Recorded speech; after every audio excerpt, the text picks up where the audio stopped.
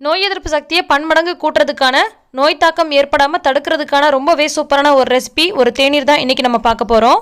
சளி மூக்கடைப்பு இருக்கும் பொழுது, தொண்டை வலி வறட்டு இருமல் இருக்கும் பொழுது, காய்ச்சல் இருக்கும் பொழுது, அல்லது நமக்கு வேறு ஏதாவது நோய் தொற்று இருக்குமோ அப்படின்னு பயப்படுறப்ப இதை நீங்கள் குடிச்சிட்டு வரலாம். அடிக்கடி போட்டு குடிக்கலாம், ரெகுலராகவும் குடிக்கலாம். ரத்தத்தை சுத்திகரித்து நோய் எதிர்ப்பு சக்தியை பன்மடங்கு கூட்டி நோய் தாக்கத்திலேருந்து நம்மளை பாதுகாக்கும். எப்படி செய்கிறதுன்னு பார்க்கலாம். ஒரு பாத்திரம் அடுப்பில் வச்சுட்டு அதில் 3 டம்ளர் அளவுக்கு தண்ணி சேர்த்துக்கிறேன். 2 பேருக்கு வேணும் அப்படின்னா 3 டம்ளர் அளவுக்கு தண்ணி சேர்த்துக்கலாம். 4 பேருக்கு போடுறீங்கன்னா 5 டம்ளர் தண்ணி சேர்த்துக்கோங்க. அடுத்து இது கூட எலுமிச்சை பழத்தை தோலோட ஒரு 3 பீஸ் அளவுக்கு இந்த மாதிரி கட் பண்ணி சேர்த்துருக்கேன். இந்த மாதிரி தான் கட் பண்ணி சேர்க்கணும்னு கிடையாது, வேறு எப்படி வேணால் சேர்த்துக்கலாம். ஒரு அரை எலுமிச்சை பழம் போல் போட்டிங்கன்னா சரியாக இருக்கும். அடுத்து இது கூட 1 இன்ச் அளவுக்கு இஞ்சி எடுத்திருக்கேன். இதோட தோல் சீவிட்டு உரலை வச்சு இந்த மாதிரி நல்லா நசுக்கி விட்டுட்டு இது கூட சேர்த்துக்கலாம். அடுத்து இது கூட நல்லா வாஷ் பண்ணி வச்சுருக்க புதினா இலைகள் கொஞ்சமாக சேர்த்துக்க போகிறேன். புதினா இலைகளோட அந்த காம்பையும் சேர்த்து போட்டுக்கோங்க. புதினா இலைகள் மாதிரி அதோட காம்புகளில் நிறைய சத்துக்கள் இருக்குது, ஸோ காம்போடு சேர்த்து போட்டுக்கோங்க. அடுத்து இது கூட நம்ம மஞ்சள் சேர்க்க போகிறோம். மஞ்சள் தூள் ரொம்ப அதிகமான அளவில் சேர்க்காதீங்க, ரொம்ப கம்மியாக ஒரு 2 பிஞ்ச் அளவுக்கு சேர்த்தாலே போதும். மஞ்சள் நல்ல ஒரு சூப்பரான கிருமி நாசினி அப்படின்றது நம்ம எல்லாருக்குமே தெரியும்.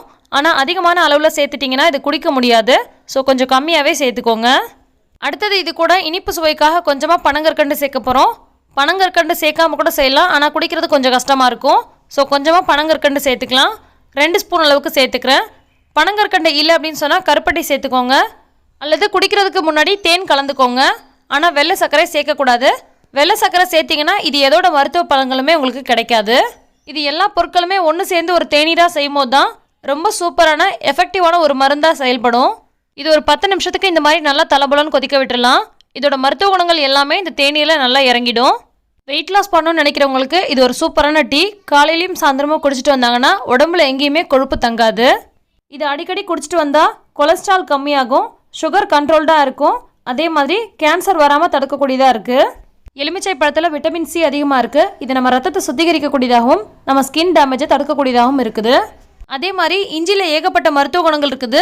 இது பித்தத்தை சரி பண்ணும், செரிமான உறுப்பை பலப்படுத்தும், அஜீரண கோளாறுக்கு நல்ல ஒரு மருந்தாக இருக்குது.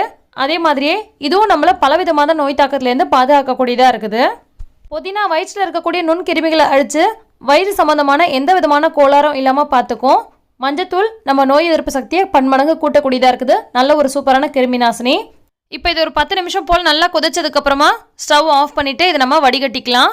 இது நம்ம எந்த டைமில் வேணாலும் குடிக்கலாம்.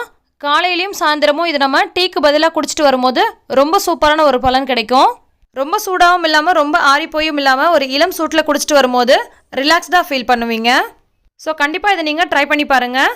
சளி, இருமல், காய்ச்சல் இந்த மாதிரி இருக்கும்போது கூட இதை நீங்கள் அடிக்கடி எடுத்துக்கலாம்.